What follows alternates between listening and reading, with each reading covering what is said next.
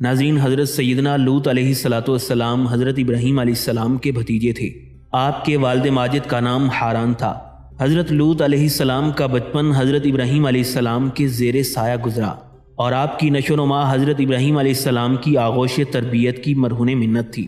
حضرت سارہ سلام اللہ علیہا جو حضرت ابراہیم علیہ السلام کی بیوی تھی، وہ حضرت لوط علیہ السلام ہی کی بہن تھی، کیونکہ یہ دونوں بہن بھائی حضرت ابراہیم علیہ السلام پر سب سے پہلے ایمان لانے والے تھے۔ اس لیے ملت ابراہیمی کے پہلے مسلم اور اصحاب سابقون الاولین میں داخل ہوئے۔ حضرت لوط علیہ السلام حضرت ابراہیم علیہ السلام ہی کی طرح عراق کے شہر ار میں پیدا ہوئے۔ اور شہر سے متعلق کہا جاتا ہے کہ یہ عراق کے موجودہ شہر مکیر کی جگہ واقع تھا۔ حضرت سیدنا لوط علیہ السلام یہیں کے رہنے والے تھے۔ حضرت سیدنا لوط علیہ السلام کا تعلق بھی سامیوں یعنی عربوں کے عبرانی گروہ سے تھا۔ عبرانی، اموریوں، کنانیوں اور آرامیوں کے بعد چوتھا سامی گروہ تھا جو صحرائے عرب سے نکلا اور جس نے شام میں رہن سہن اختیار کیا۔ حضرت لوط علیہ السلام اور ان کی بہن حضرت سارہ سلام اللہ علیہا جو حضرت سیدنا ابراہیم علیہ السلام کی بیوی تھی، ان کو یہ اعزاز اور مقام بھی حاصل ہے کہ حضرت ابراہیم علیہ السلام کی ہجرتوں میں وہ ہمیشہ آپ کے ساتھ رہیں، اور شہر میں جو مصیبتیں حضرت ابراہیم علیہ السلام پر بیتیں ان میں یہ دونوں بہن بھائی بھی حضرت ابراہیم علیہ السلام کے ساتھ شامل حال رہے۔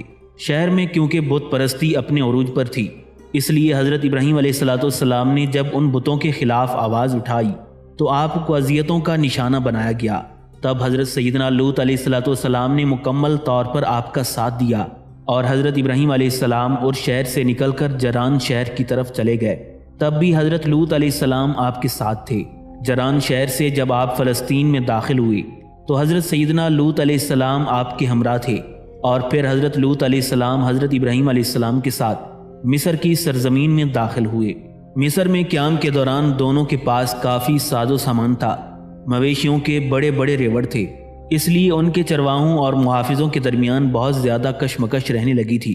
حضرت سیدنا ابراہیم علیہ السلام کے چرواہے چاہتے تھے کہ اس چراگاہ اور سبزہ زار سے پہلے ہمارے ریوڑ فائدہ اٹھائیں۔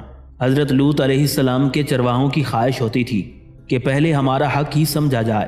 حضرت ابراہیم علیہ السلام نے اس صورتحال کا اندازہ کر کے حضرت لوط علیہ السلام سے مشورہ کیا اور دونوں کی صلاح سے یہ طے پایا کہ باہمی تعلقات کی خوشگواری، دائمی محبت اور الفت کی بقا کے لیے ضروری ہے کہ حضرت لوط علیہ السلام مصر سے ہجرت کر کے مشرقی اردن کے علاقے سدوم اور امورہ چلے جائیں اور وہاں رہ کر دین حنیف کی تبلیغ کرتے رہیں۔ حضرت سیدنا ابراہیم علیہ السلام کی رسالت کا پیغام حق سناتے رہیں، اور حضرت ابراہیم علیہ السلام پھر فلسطین چلے جائیں اور وہاں رہ کر اسلام کی تعلیم و تبلیغ کا علم بلند کریں۔ چنانچہ یہ فیصلہ ہونے کے بعد دونوں حضرات مصر سے نکلے اور فلسطین میں داخل ہوئے۔ حضرت لوط علیہ السلام حضرت ابراہیم علیہ السلام سے علیحدہ ہو گئے اور مشرقی اردن کی طرف روانہ ہوئے۔ جس وقت حضرت ابراہیم علیہ السلام اور حضرت لوط علیہ السلام دونوں فلسطین سے نکل کر مصر کی طرف گئے تھے تو اس وقت ان کے پاس اتنے بڑے بڑے ریوڑ نہیں تھے، لیکن جب دونوں مصر میں داخل ہوئے تو مصر کے بادشاہ نے انہیں خوب نوازا۔ اس کے نوازنے کی وجہ یہ تھی کہ ان دنوں مصر کا بادشاہ ایک طرح سے حضرت ابراہیم علیہ السلام اور حضرت لوط علیہ السلام کا ہم نسل تھا۔ جس وقت حضرت ابراہیم علیہ السلام اور حضرت لوط علیہ السلام مصر میں داخل ہوئے تو اس وقت مصر میں ہکسوس عربوں کی حکومت تھی، کیونکہ ہکسوس بذات خود سامی نسل سے تعلق رکھتے تھے، جبکہ حضرت ابراہیم علیہ السلام اور حضرت لوط علیہ السلام بھی سامی نسل سے ہی تعلق رکھتے تھے۔ لہٰذا جب ہکسوس کے بادشاہ کو حضرت ابراہیم علیہ السلام اور حضرت لوط علیہ السلام کی آمد اور آپ کے حسب و نسب کی اطلاع ملی تو اس نے حضرت ابراہیم علیہ السلام اور حضرت لوط علیہ السلام کو بڑا نوازا، جس کے نتیجے میں دونوں کے ریوڑ کی تعداد بہت زیادہ ہو گئی تھی۔ اللہ تعالیٰ نے حضرت سیدنا لوط علیہ السلام کو نبوت سے سرفراز کر کے قوم لوط کی طرف جانے کا حکم دیا، تو حضرت لوط علیہ السلام جب اس قوم کے مرکزی شہر سدوم میں آ کر ٹھہرے تو دیکھا کہ وہاں کے باشندے بدکاریوں میں اس قدر مبتلا تھے کہ دنیا کی کوئی ایسی برائی نہیں تھی جو ان میں موجود نہ ہو، کوئی خوبی ایسی نہیں تھی جو ان میں پائی جاتی ہو۔ دنیا کی سرکش، بد اخلاق اور بد اتوار قوم کے دوسرے عیوب و بدکاریوں کے علاوہ یہ قوم ایک خبیث عمل ہم جنس پرستی میں مبتلا تھی۔ محققین اس قوم کے بے شمار جرائم اور ان کی اخلاقی پستیوں کا ذکر کرتے ہیں، مگر ان کے سب سے بڑے جرم کی وجہ سے جو اللہ تعالیٰ نے ان پر عذاب طاری کیا تو انہیں نیست و نابود کر دیا۔ حضرت لوط علیہ السلام جب اس قوم میں پہنچے تو آپ نے دیکھا کہ وہ قوم ہم جنس پرستی جیسے قابل نفرت فعل میں مبتلا تھی، جس کی بدولت اس قوم نے شہرت دوام حاصل کر رکھی تھی۔ چنانچہ اس قوم میں داخل ہونے کے بعد حضرت لوط علیہ السلام نے دیکھا کہ اس قوم کے 5 بڑے بڑے شہر تھے۔ آپ علیہ السلام نے ان کے مرکزی شہر صدوم میں قیام فرمایا اور ان کے حالات کا جائزہ لینے کے بعد اس قوم کو مخاطب کر کے فرمایا، کیا تم ایسا فاش کام کرتے ہو جو تم سے پہلے سارے جہاں میں کسی نے نہیں کیا؟ حضرت لوط علیہ السلام نے قوم کے لوگوں کو طرح طرح سے سمجھایا کہ یہ بدکاری جس میں تم مبتلا ہو اس سے پہلے سارے جہاں میں کسی نے نہیں کی، اور پہلے کسی برے سے برے انسان کا ذہن اس طرف نہیں گیا تھا۔ حضرت سیدنا لوط علیہ السلام کی قوم گویا گناہوں کا مجموعہ تھی۔ فعل بد کے علاوہ ان کے اندر اور بہت سی خامیاں اور بد اعمالیاں تھیں۔ ان کی ایک عادت یہ بھی تھی کہ ان کے علاقوں میں باہر سے آنے والے تاجروں اور سوداگروں کے مال کو ایک نئے اور اچھوتے انداز میں لوٹ لیا کرتے تھے۔ چنانچہ ان کا یہ طریقہ تھا کہ جب کوئی سوداگر باہر سے آ کر ان کے مرکزی شہر صدوم میں مقیم ہوتا تو اس کے مال کو دیکھنے کے بہانے ہر شخص تھوڑی تھوڑی چیزیں اٹھا لیتا اور اسے لے کر چل دیتا تھا۔ تاجر بیچارہ حیران و پریشان ہو کر رہ جاتا۔ اب اگر اس نے اپنے مال کے نقصان کا شکوہ کیا اور رونے دھونے لگا تو ان لٹیروں میں سے ایک آتا اور لوٹی ہوئی 2-1 چیزیں دکھا کر کہنے لگتا، بھائی میں تو صرف یہی لے گیا تھا، لو تمہاری یہ چیزیں موجود ہیں۔ تاجر رنجیدہ آواز میں کہتا کہ میں ان کو لے کر کیا کروں گا، جہاں میرا سارا مال لٹ گیا وہاں یہ بھی صحیح، جا تو اسے اپنے پاس رکھ لے۔ جب یہ معاملہ ختم ہو جاتا تو دوسرا کرتا اور وہ بھی اسی طرح کوئی معمولی سی چیز دکھا کر وہی کہتا جو پہلے نے کہا تھا۔ سوداگر رنج و غم اور غصے میں اسے بھی لوٹا کر کہہ دیتا۔ اس طرح قوم کے لوگ اس کا سارا مال ہضم کر جاتے اور سوداگر کو لوٹ کر بھگا دیتے تھے۔ قوم لوط کا ایک عجیب و غریب واقعہ یہ بھی ہے کہ ایک بار حضرت ابراہیم علیہ السلام اور حضرت سارہ سلام اللہ علیہ نے اپنے ایک غلام کو حضرت لوط علیہ السلام کے علاقوں کی طرف بھیجا۔ وہ قوم لوط کے مرکزی شہر صدوم میں داخل ہوا۔ مقصد یہ تھا کہ حضرت لوط علیہ السلام سے مل لے اور واپس جا کر حضرت لوط علیہ السلام کی خیریت کی اطلاع حضرت ابراہیم علیہ السلام اور حضرت سارہ کو دے۔ چنانچہ جب وہ لوگ قوم لوط کے مرکزی شہر صدوم پہنچا تو ابھی بستی سے باہر ہی تھا کہ اسے اجنبی سمجھ کر ایک صدومی نے اس کے سر پر پتھر کھینچ کر مارا۔ اس غلام کے سر سے خون جاری ہو گیا اور اس کا سر سرخ ہو گیا۔ تب آگے بڑھ کر صدومی کہنے لگا، میرے پتھر کی وجہ سے یہ تیرا سر سرخ ہو گیا ہے، لہٰذا مجھے اس کا معاوضہ ادا کرو۔ یہ سن کر وہ غلام حیران و پریشان ہوا۔ اس نے معاوضہ نہ دیا تو تب وہ غلام کو کھینچ کر صدوم شہر کی عدالت میں لے گیا۔ حاکم صدوم نے مدعی کا بیان سن کر کہا، بے شک غلام کو صدومی کے پتھر مارنے کی اجرت دینی چاہیے۔ غلام یہ سن کر غصے میں آپے سے باہر ہو گیا۔ چنانچہ اس نے بھی ایک پتھر حاکم کے سر پر دے مارا اور کہنے لگا، میرے پتھر مارنے کی جو اجرت بنتی ہے وہ تو اس صدومی کو دے دینا۔ یہ کہہ کر غلام وہاں سے بھاگ گیا۔ ان حالات میں حضرت لوط علیہ السلام نے ان کو ان کی بے حیائیوں اور خباثتوں پر ملامت کی اور شرافت و طہارت کی زندگی بسر کرنے کی رغبت دلائی۔ آپ علیہ السلام نے انہیں حسن خطابت، لطافت اور نرمی کے ساتھ جو ممکن طریقے سمجھانے کے ہو سکتے ہیں ان تمام کو بروئے کار لاتے ہوئے سمجھایا اور نصیحت کی۔ پھر گزشتہ اقوام کی بد اعمالیوں کے نتائج اور ثمرات بتا کر عبرت دلائی، مگر ان بدبختوں پر مطلقاً کوئی اثر نہ ہوا، بلکہ الٹا وہ حضرت لوط علیہ السلام پر طنز کرنے لگے۔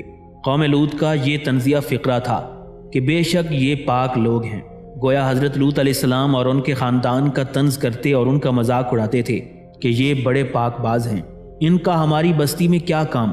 حضرت لوط علیہ السلام نے پھر ایک مرتبہ بھری محفل میں ان کو نصیحت کی اور فرمایا، تمہیں اتنا بھی احساس نہیں کہ یہ سمجھ سکو کہ جس افعال بد اور بے حیائی کے تعلق میں تم مبتلا ہو وہ کس قدر بھیانک کام ہیں۔ اس کے علاوہ لوٹ مار اور اس قسم کی بد اخلاقیاں اور برے اعمال تمہارے اندر سما گئے ہیں۔ تم سب کچھ کرتے ہو اور بھری محفلوں اور مجلسوں میں کرتے ہو، شرمندہ ہونے کی بجائے بعد میں ان کا ذکر اس طرح سناتے ہو گویا یہ کار نمایاں ہیں جو تم نے انجام دیے ہیں۔ چنانچہ وہ لوگ حضرت لوط علیہ السلام کی نصیحت کو سن سن کر غصے میں تل ملا اٹھتے اور یہ کہنے لگتے، اے لوط بس نصیحتیں اور عبرتیں ختم کر، اگر ہمارے ان اعمال سے تیرا خدا ناراض ہے تو وہ عذاب لا کر دکھا جس کا ذکر کر کے تو بار بار ہمیں ڈراتا ہے، اور اگر تو اپنے قول میں سچا ہے تو ہمارا تمہارا فیصلہ ہو جانا اب ضروری ہے۔ یہ ایسی بری اور بھٹکی قوم تھی کہ حضرت لوط علیہ السلام کی کسی نصیحت پر کان نہیں دھرتی تھی۔ حضرت سیدنا لوط علیہ السلام کے ایک عرصے تک بار بار سمجھانے کے باوجود جب ان کی قوم اپنی بری عادتوں سے باز نہ آئی تب اللہ تبارک و تعالیٰ نے اس قوم کو مبتلا عذاب کرنے کا فیصلہ کر لیا، اور یہ عذاب ان کی طرف حضرت ابراہیم علیہ السلام کی سمت سے آیا۔ حضرت سیدنا ابراہیم علیہ السلام کی سمت سے قوم لوط کے لیے عذاب آنے کی تفصیل کچھ اس طرح ہے کہ اللہ تعالیٰ نے چند فرشتوں کو ان کے پاس انہی کی اولاد کی بشارت دینے کے علاوہ حضرت لوط علیہ السلام کی قوم پر عذاب طاری کرنے کے لیے روانہ کیا، کیونکہ حضرت سیدنا ابراہیم علیہ السلام کی زوجہ حضرت سارہ سلام اللہ علیہا سے کوئی اولاد نہیں تھی، اور انہیں اولاد کی بڑی تمنا تھی، مگر دونوں کا بڑھاپا تھا، بظاہر کوئی امید نہیں تھی۔ اللہ تعالیٰ نے فرشتوں کے ذریعے خوشخبری بھیجی، اور وہ اس شان کی کہ نرینہ اولاد ہوگی، اور ان کا نام بھی اسحاق تجویز فرما دیا۔ پھر یہ بھی بتایا کہ وہ زندہ رہیں گے اور وہ بھی صاحب اولاد ہوں گے، ان کے لڑکے کا نام یعقوب ہوگا، اور دونوں اللہ تعالیٰ کے رسول اور پیغمبر ہوں گے۔ یہ فرشتے کیونکہ بشکل انسانی آئے تھے، اس لیے حضرت سیدنا ابراہیم علیہ السلام نے ان کو عام مہمان سمجھ کر مہمان نوازی شروع کر دی۔ بھنا ہوا گوشت سامنے لا کر رکھا، مگر وہ تو حقیقتاً فرشتے تھے، کھانے پینے سے پاک تھے، اس لیے کھانا سامنے ہونے کے باوجود اس کی طرف انہوں نے ہاتھ نہیں بڑھایا۔ حضرت سیدنا ابراہیم علیہ السلام کو یہ دیکھ کر اندیشہ لاحق ہوا کہ یہ مہمان معلوم نہیں ہوتے، ممکن ہے کسی فساد کی نیت سے آئے ہوں۔ فرشتوں نے ان کا اندیشہ معلوم کر کے بات کھول دی اور بتایا کہ ہم اللہ تعالیٰ کے فرشتے ہیں، آپ گھبرائیں نہیں، ہم آپ کو اولاد کی بشارت دینے کے علاوہ ایک اور کام کے لیے بھی بھیجے گئے ہیں کہ قوم لوط پر عذاب نازل کریں۔ حضرت سیدنا ابراہیم علیہ السلام کی زوجہ حضرت سارہ سلام اللہ علیہا پس پردہ یہ گفتگو سن رہی تھی۔ جب انہیں معلوم ہوا کہ یہ انسان نہیں فرشتے ہیں تو پردے کی ضرورت نہ رہی، بڑھاپے میں اولاد کی خوشخبری سن کر مسکرا دیں اور کہنے لگیں، کیا میں بڑھیا ہو کر اولاد جنوں گی، اور یہ میرے شوہر بھی بوڑھے ہیں؟ فرشتوں نے جواب دیا، کیا تم اللہ تعالیٰ کے حکم پر تعجب کرتی ہو جس کی قدرت میں سب کچھ ہے؟ خصوصاً تم خاندان نبوت میں رہ کر اس کا مشاہدہ بھی کرتی رہتی ہو کہ اس خاندان پر اللہ تعالیٰ کی غیر معمولی رحمت اور برکت نازل ہوتی رہتی ہے، جو اکثر سلسلہ اسباب ظاہری سے بالاتر ہوتی ہے، پھر تعجب کی کیا بات ہے؟ حضرت عبداللہ ابن عباس رضی اللہ تعالیٰ عنہ فرماتے ہیں کہ یہ تین فرشتے جبرائیل، میکائیل اور اسرافیل علیہ السلام تھے۔ جب فرشتوں نے کہا کہ ہم قوم لوط پر عذاب طاری کرنے کے لیے آئے ہیں تو حضرت ابراہیم علیہ السلام بڑے فکر مند ہوئے اور ان فرشتوں کو مخاطب کر کے فرمایا، وہاں تو لوط علیہ السلام بھی موجود ہیں، اس لیے عذاب نہ بھیجا جائے تاکہ انہیں تکلیف نہ پہنچے۔ اس پر فرشتوں نے حضرت ابراہیم علیہ السلام پر یہ ظاہر کیا کہ اس قوم پر عذاب ضرور آنے والا ہے جو کسی طرح ٹلنے والا نہیں، اس لیے اس باب میں کچھ کہنا سننا بیکار ہے۔ رہا معاملہ حضرت لوط علیہ السلام کا تو وہ وہاں ہیں، سو ان کو اور سب ایمان والوں کو وہاں سے علیحدہ کر دیا جائے گا۔ اس کے بعد قوم لوط پر عذاب طاری کیا جائے گا تاکہ حضرت لوط علیہ السلام اور ان پر ایمان لانے والے لوگوں کو تکلیف نہ پہنچے۔ حضرت سیدنا ابراہیم علیہ السلام کے ہاں سے فارغ ہونے کے بعد ان تینوں فرشتوں نے قوم لوط پر عذاب طاری کرنے کے لیے ان کی سرزمین کا رخ کیا۔ حضرت لوط علیہ السلام کی قوم اس علاقے میں رہتی تھی جسے آج کل مشرقی اردن کہا جاتا ہے، عراق اور فلسطین کے درمیان واقع ہے۔ بائبل میں اس قوم کے صدر مقام کا نام سدوم بتایا گیا ہے، جو یا تو بحر مردار کے قریب کسی جگہ پر واقع تھا یا اب بحر مردار میں غرق ہو چکا ہے۔ حضرت لوط علیہ السلام کی قوم کے پاس فرشتے حسین لڑکوں کی شکل میں بھیجے گئے۔ جب یہ فرشتے حضرت لوط علیہ السلام کے گھر پہنچے تو ان کو بشکل انسانی دیکھ کر انہوں نے بھی مہمان سمجھا۔ اس وقت حضرت لوط علیہ السلام سخت فکر اور غم میں مبتلا ہو گئے کہ مہمانوں کی مہمانی نہ کی جائے تو یہ شان پیغمبری کے خلاف ہے۔ اگر ان کو مہمان بنایا جاتا ہے تو اپنی قوم کی خباثت معلوم ہے، اس کا خطرہ ہے کہ وہ مکان پر چڑھ آئیں اور ان مہمانوں کو اذیت پہنچائیں، اور وہ قوم کے لوگوں کے سامنے مدافعت نہیں کر سکیں گے۔ حضرت لوط علیہ السلام دل میں کہنے لگے، آج بڑی سخت مصیبت کا دن ہے۔ جب یہ فرشتے حسین لڑکوں کی شکل میں حضرت لوط علیہ السلام کے گھر میں داخل ہوئے تو حضرت لوط علیہ السلام کی بیوی نے قوم کے اوباش لوگوں کو خبر کر دی کہ آج ہمارے گھر میں اس طرح کے مہمان آئے ہیں۔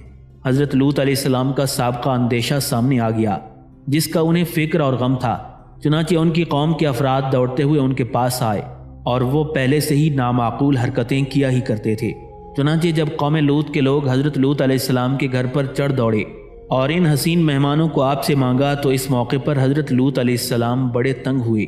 حضرت لوط علیہ السلام نے جب دیکھا کہ ان کی مدافعت مشکل ہے، ان کو شر سے باز رکھنے کے لیے فرمایا کہ تم اس شر و فساد سے باز آ جاؤ تو میں اپنی لڑکیاں تمہارے سرداروں کے نکاح میں دے دوں گا، اس لیے کہ اس زمانے میں لڑکی کا نکاح کافر سے جائز تھا۔ قوم لوط کے لوگوں میں شرافت اور انسانیت کا کوئی اثر باقی نہیں تھا۔ سب نے جواب میں کہا کہ ہمیں لڑکیوں کی کوئی ضرورت نہیں، ہم جو کچھ چاہتے ہیں وہ آپ کو معلوم ہے۔ اس وقت ہر طرح سے عاجز ہو کر حضرت لوط علیہ السلام کی زبان پر یہ کلمہ آیا، کاش مجھ میں اتنی قوت ہوتی کہ میں اس پوری قوم کا خود مقابلہ کر سکتا، یا پھر کوئی جتھا یا جماعت ہوتی جو مجھے ان ظالموں کے ہاتھ سے نجات دلاتی۔ جب حضرت لوط علیہ السلام کی قیام گاہ پر لوگوں کا ہجوم پڑ گیا تو فرشتوں نے حضرت لوط علیہ السلام سے کہا، آپ اپنے گھر والوں کو لے کر یہاں سے نکل جائیں اور ہمیں ان سے نمٹنے کے لیے چھوڑ دیں۔ ہم اللہ کے فرشتے ہیں، ہم ان کے قابو میں آنے والے نہیں ہیں، ہم اس قوم پر عذاب نازل کرنے کے لیے آئے ہیں۔ فرشتوں نے اللہ تعالیٰ کے حکم سے حضرت لوط علیہ السلام سے کہا، آپ رات کے آخری حصے میں اپنے اہل و عیال کو لے کر یہاں سے نکل جائیں اور یہ ہدایت کر دیں کہ ان میں سے کوئی پیچھے مڑ کر نہ دیکھے سوائے آپ کی بیوی کے، کیونکہ اس پر تو وہی عذاب پڑنے والا ہے جو قوم پر پڑے گا۔ فرشتوں کے کہنے کا مطلب یہ تھا کہ آپ اپنی بیوی کو ساتھ نہ لیں، اور اس کا مطلب یہ بھی ہو سکتا ہے کہ بیوی ہونے کی حیثیت سے وہ آپ کے اہل میں داخل ہو کر ساتھ چلے گی، مگر وہ آپ کے اس حکم پر عمل نہیں کرے گی جو آپ اپنے اہل و عیال کو دیں گے کہ کوئی موڑ کر نہ دیکھے۔ بعض روایات میں ہے کہ ہوا یوں کہ بیوی بھی ساتھ چلی، مگر جب قوم پر عذاب آنے کا دھماکہ ہوا تو پیچھے مڑ کر دیکھا اور قوم کی تباہی پر اظہار افسوس کرنے لگی۔ اسی وقت ایک پتھر آیا جس نے اس کا خاتمہ کر دیا۔ فرشتوں نے حضرت لوط علیہ السلام کو یہ بھی بتا دیا کہ صبح ہوتے ہی آپ کی قوم پر عذاب آ جائے گا۔ چنانچہ حضرت لوط علیہ السلام نے فرمایا کہ میں چاہتا ہوں کہ اور بھی جلد عذاب آ جائے۔ اس پر فرشتوں نے کہا، صبح تو کچھ دور نہیں، بس ہونے ہی والی ہے۔ پھر اس عذاب کا قرآن مجید میں اس طرح بیان کیا گیا، جب ہمارا عذاب آ گیا تو ہم نے ان بستیوں کے اوپر کا حصہ نیچے کر دیا اور ان پر ایسے پتھر برسائے جن پر ہر ایک کے نام کی علامت لگی ہوئی تھی۔ بعض روایات میں آیا ہے کہ 4 بڑے بڑے شہر تھے جن میں قوم لوط کے لوگ بستے تھے۔ انہی بستیوں کو قرآن مجید میں دوسری جگہ متفقات کے نام سے موسوم کیا گیا ہے۔ جب اللہ تعالیٰ کا حکم ہوا تو حضرت جبرائیل علیہ السلام نے اپنا پر ان سب شہروں کی زمین کے نیچے پہنچا کر سب کو اس طرح اوپر اٹھا لیا کہ ہر چیز اپنی جگہ ہی رہی، پانی کے برتن سے بھی پانی نہیں گرا۔ آسمان کی طرف سے کتوں، جانوروں اور انسانوں کی آوازیں آ رہی تھیں۔ حضرت جبرائیل علیہ السلام نے ان سب بستیوں کو آسمان کی طرف سیدھا اٹھانے کے بعد اوندا کر کے پلٹ دیا، اور یہ ان کے عمل خبیث کا مناسب حال تھا۔ حضرت ابراہیم علیہ السلام وہ پہلے انسان ہیں جنہوں نے دنیا میں مہمان نوازی کی رسم جاری کی۔ ان کا معمول یہ تھا کہ کبھی تنہا کھانا نہیں کھاتے تھے، بلکہ ہر کھانے کے وقت تلاش کرتے کہ کوئی مہمان آ جائے تو اس کے ساتھ کھانا کھائیں۔ بعض اسرائیلی روایات سے یہ بھی نقل کیا گیا ہے کہ ایک روز کھانے کے وقت حضرت ابراہیم علیہ السلام نے مہمان کی تلاش شروع کی تو ایک اجنبی آدمی ملا۔ جب وہ کھانے پر بیٹھا تو حضرت ابراہیم علیہ السلام نے فرمایا، بسم اللہ کہو۔ اس نے کہا کہ میں جانتا نہیں کہ اللہ کون ہے اور کیا ہے۔ حضرت سیدنا ابراہیم علیہ السلام نے اس کو دسترخوان سے اٹھا دیا۔ جب وہ باہر چلا گیا تو حضرت جبرائیل علیہ السلام آئے اور کہنے لگے، اللہ تعالیٰ فرماتا ہے کہ ہم نے تو اس کے کفر کے باوجود ساری عمر اس کو رزق دیا اور آپ نے ایک لقمہ دینے میں بھی بخل کیا۔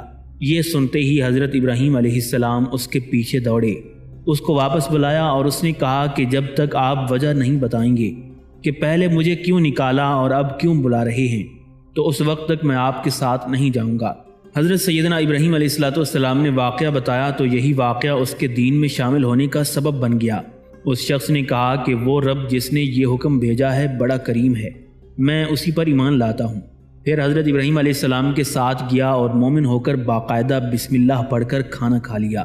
حضرت سیدنا ابراہیم علیہ السلام نے اپنی عادت مہمان نوازی کے مطابق بشکل انسانی آنے والے فرشتوں کو انسان اور مہمان سمجھ کر مہمان نوازی شروع کی اور فوراً ہی ایک تلا ہوا بچڑا لا کر سامنے رکھ دیا۔ محققین لکھتے ہیں کہ آنے والے فرشتے جو 2 کاموں کے لیے آئے تھے ان میں سے ایک یہ تھا کہ حضرت ابراہیم علیہ السلام کو ان کے اولاد ہونے کی خوشخبری دی، دوسرا یہ کہ حضرت لوط علیہ السلام کی قوم پر عذاب نازل کریں۔ کہ آنے والے فرشتے اگرچہ بشکل انسانی آئے تھے اور یہ بھی ممکن تھا کہ اس وقت ان کو بشری خاص کھانے پینے کی بھی عطا کیے جاتے، لیکن حکمت اسی میں تھی کہ وہ کھانا نہ کھائیں تاکہ ان کے فرشتے ہونے کا راز کھلے۔ اس لیے شکل انسانی میں بھی ان کے ملکی خاص کو باقی رکھا گیا، جس کی وجہ سے انہوں نے کھانے پر ہاتھ نہیں بڑھایا۔ بعض روایات میں ہے کہ ان کے ہاتھ میں کچھ تیر تھے، ان کی نوک اس تلے ہوئے گوشت میں لگانے لگے۔ ان کے اس عمل سے حضرت ابراہیم علیہ السلام کو اپنے عرف کے مطابق یہ خطرہ لاحق ہو گیا کہ شاید یہ کوئی دشمن ہے، کیونکہ ان کے عرف میں کسی مہمان کا کھانے سے انکار کرنا ایسے ہی شر فساد کی علامت ہوتا تھا۔ چنانچہ فرشتوں نے بات کھول دی اور کہا کہ ہم فرشتے ہیں، اس لیے ہم کھانا نہیں کھاتے، آپ کوئی خطرہ محسوس نہ کریں۔ اگرچہ وہ تینوں فرشتے حضرت لوط علیہ السلام کی قوم پر عذاب طاری کرنے کے لیے آئے تھے، لیکن ان کی آمد پر محققین لکھتے ہیں کہ دو چیزیں بڑی عیاں ہو گئیں۔ پہلی سنت سلام اور دوسری مہمانداری، کیونکہ فرشتوں نے آ کر سلام کہا تھا۔ لہٰذا محققین لکھتے ہیں کہ اس سے معلوم ہوا کہ مسلمانوں کے لیے سنت ہے کہ جب آپس میں ملیں تو سلام کریں، آنے والے مہمان کو اس میں پیش قدمی کرنا چاہیے، دوسروں کو جواب دینا چاہیے۔ یہ رسم تو ہر قوم اور ملت میں پائی جاتی ہے کہ ملاقات کے وقت ایک دوسرے کو خوش کرنے کے لیے کچھ کلمات بولتے ہیں، مگر اسلام کی تعلیم اس معاملے میں بے نظیر اور بہترین ہے، کیونکہ اسلام کا مسنون لفظ السلام علیکم کے نام پر مشتمل ہونے کی وجہ سے ذکر اللہ بھی ہے، اور مخاطب کرنے کے لیے اللہ تعالیٰ سے سلامتی کی دعا بھی، اور اس کے علاوہ یہ اپنی طرف سے اس کی جان و مال اور آبرو کے لیے سلامتی کی ضمانت بھی ہے۔ چنانچہ قرآن مجید میں اس جگہ فرشتوں کی طرف سے صرف سلامن اور حضرت ابراہیم علیہ السلام کی طرف سے جواب میں سلامن ذکر کیا گیا ہے۔ بظاہر یہاں پورے الفاظ سلام کے ذکر کرنے کی ضرورت نہیں تھی، جیسے عرف اور محاورے میں کہا جاتا ہے کہ فلاں نے فلاں کو سلام کیا۔ مراد یہ ہوتی ہے کہ پورا کلمہ السلام علیکم کہا، اس لیے یہاں لفظ سلام سے پورا کلمہ مسنونہ سلام کا مراد ہے، جو حضور نبی علیہ الصلوۃ والسلام نے اپنے قول و عمل سے لوگوں کو بتایا ہے۔ فرشتوں کے آنے پر جو دوسری بات سامنے آتی ہے وہ مہمانداری ہے۔ ان فرشتوں کے آنے پر ہی حضرت ابراہیم علیہ السلام نے تلا ہوا بچڑا پیش کیا، جس سے چند باتیں جو معلوم ہوتی ہیں وہ یہ ہیں۔ پہلی یہ کہ مہمان نوازی کے آداب میں سے ہے کہ مہمان کے آتے ہی کچھ کھانے پینے کی چیز میسر ہو، اور جلدی سے مہیا ہو سکے تو وہ لا کر رکھے، پھر صاحب وسعت ہے تو مزید مہمان نوازی کا اہتمام بعد میں کرے۔ دوسری بات یہ معلوم ہوئی ہے کہ مہمان کے لیے بہت زیادہ تکلفات میں نہ پڑے، آسانی سے جو چیز اچھی میسر ہو جائے وہ مہمان کی خدمت میں پیش کر دے۔ حضرت سیدنا ابراہیم علیہ السلام کے ہاں کافی بیل رہتے تھے، اس لیے آپ نے بچڑا ذبح کر کے فوری طور پر اس کا گوشت تل کر سامنے رکھ دیا۔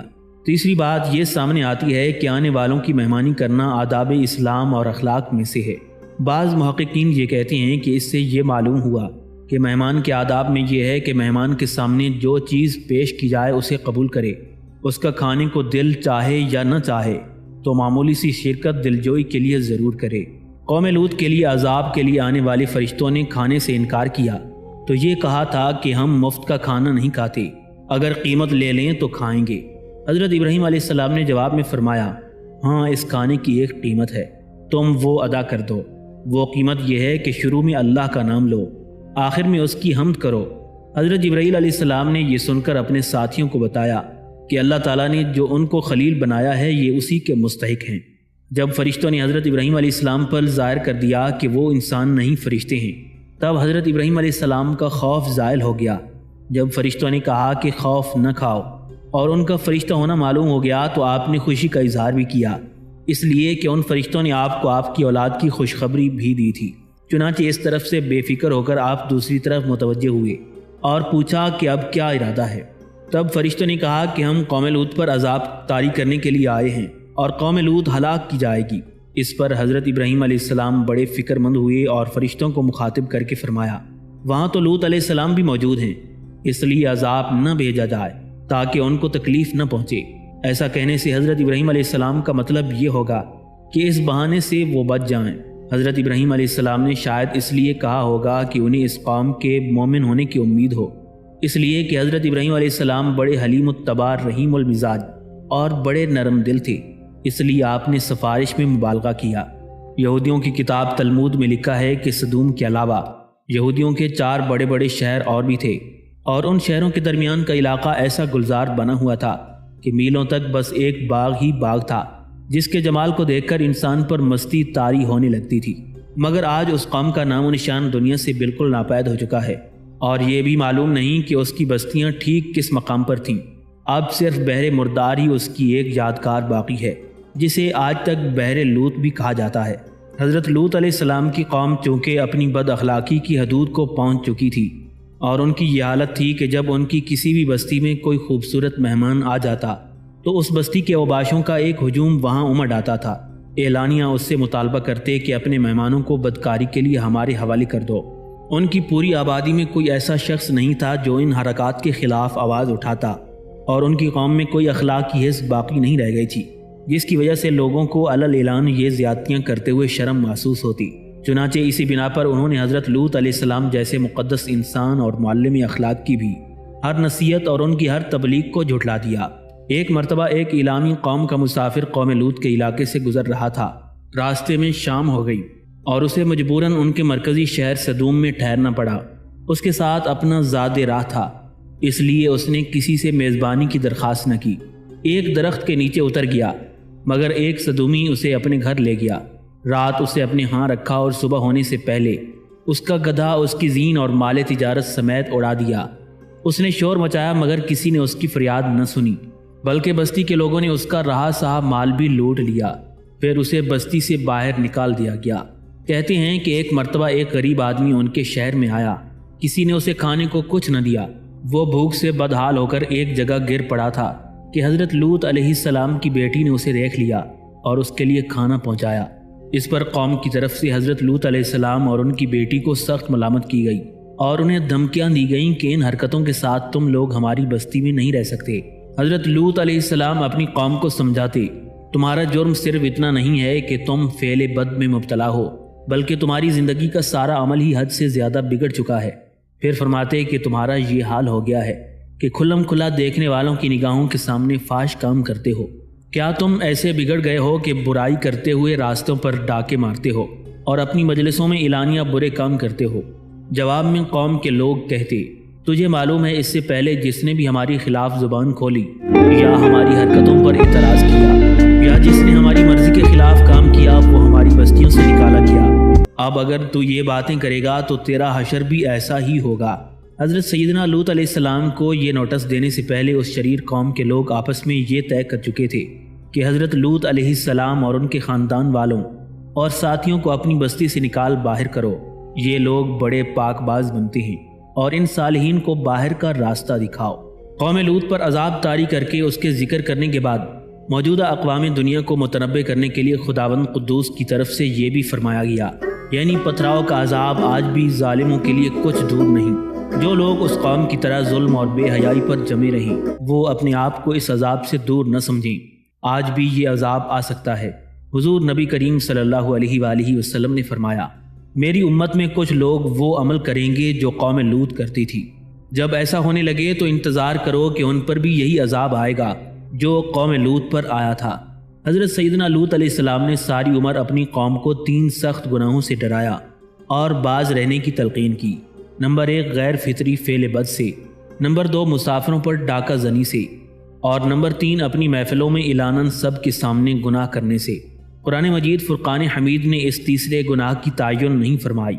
اس سے معلوم ہوا کہ ہر گناہ جو اپنی ذات میں گناہ ہے اس کو اعلانیہ بے پرواہی سے کیا جائے تو دوسرا مستقل گناہ ہو جاتا ہے۔ بعض ائمہ تفسیر نے اس جگہ ان گناہوں کو شمار کیا ہے جو یہ بے حیا اپنی مجلسوں میں سب کے سامنے کیا کرتے تھے، مثلا راستے چلتے پھرتے لوگوں کو پتھر مارنا اور ان کا استہزاء اور ٹھٹھا کرنا۔ بعض حضرات نے فرمایا کہ جو بے حیائی ان کی مشہور تھی اسے وہ چھپ کر نہیں بلکہ مجلسوں میں ایک دوسرے کے سامنے کرتے تھے۔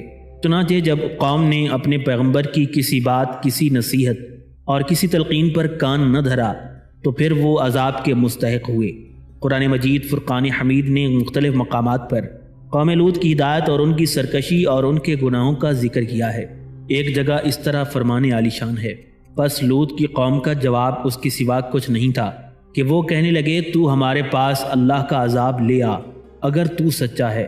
دوسری جگہ قرآن مجید نے ان سے متعلق فرمایا، پھر جب حضرت ابراہیم علیہ السلام سے خوف جاتا رہا تو اس کو ہماری بشارت یعنی ولادت اسحاق پہنچ گئی تو وہ ہم سے قوم لوط کے متعلق جھگڑنے لگا۔ بے شک ابراہیم بردبار غم نواز اور رحیم ہے، اے ابراہیم اس معاملے میں نہ پڑو، بلا شبہ تیرے رب کا حکم آ چکا ہے اور بے شک ان پر عذاب آنے والا ہے جو کسی طرح ٹل نہیں سکتا۔ ابراہیم علیہ السلام نے کہا، اے خدا کے بھیجے ہوئے فرشتوں، تم کس لیے آئے ہو؟ انہوں نے کہا کہ ہم مجرم قوم کی جانب بھیجے گئے ہیں تاکہ ہم ان پر پتھروں کی بارش کریں۔ یہ نشان تیرے رب کی جانب سے کر دیا گیا ہے حد سے گزرنے والوں کے لیے۔ اور جب ہمارے فرشتے ابراہیم کے پاس بشارت لے کر آئے، کہنے لگے، بے شک ہم ہلاک کرنے والے ہیں اس قریہ کے بسنے والوں کو یعنی صدوم شہر کو، بلا شبہ اس کے باشندے ظالم ہیں۔ ابراہیم نے کہا اس بستی میں تو لوط ہیں۔ فرشتوں نے کہا ہمیں خوب معلوم ہے جو اس بستی میں آباد ہیں، البتہ لوط کی اور اس کے خاندان کو ہم نجات دیں گے، مگر اس کی بیوی کو نہیں کہ وہ بھی بستی میں رہنے والوں کے ساتھ ہے۔ تیسری جگہ قرآن مجید فرقان حمید میں اس طرح ارشاد باری تعالیٰ ہے، قوم لوط نے پیغمبروں کو جھٹلایا اور کہا ان کے بھائی لوط نے، کیا تم نہیں ڈرتے؟ بے شک میں تمہارے لیے پیغمبر ہوں، امانت والا، بس اللہ سے ڈرو اور میری پیروی کرو، اور میں تم سے اس نصیحت پر اجرت نہیں مانگتا، میرا اجر اللہ تبارک و تعالیٰ کے سوا کسی کے پاس نہیں۔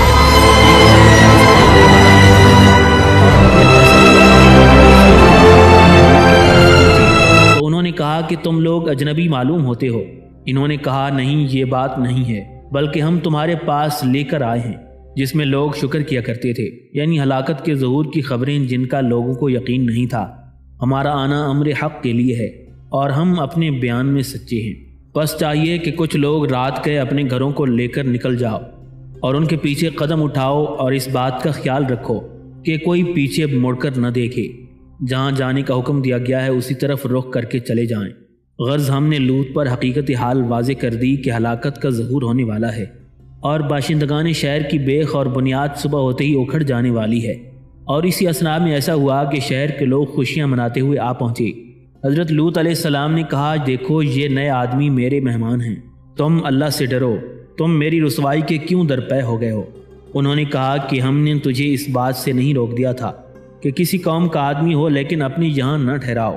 حضرت لوط علیہ السلام نے کہا اگر ایسا ہی ہے تو دیکھو یہ میری بیٹیاں کھڑی ہیں، اور فرشتوں نے کہا یہ لوگ جو اپنی بد مستیوں میں کھوئے ہوئے ہیں یہ تمہاری بات ماننے والے نہیں ہیں۔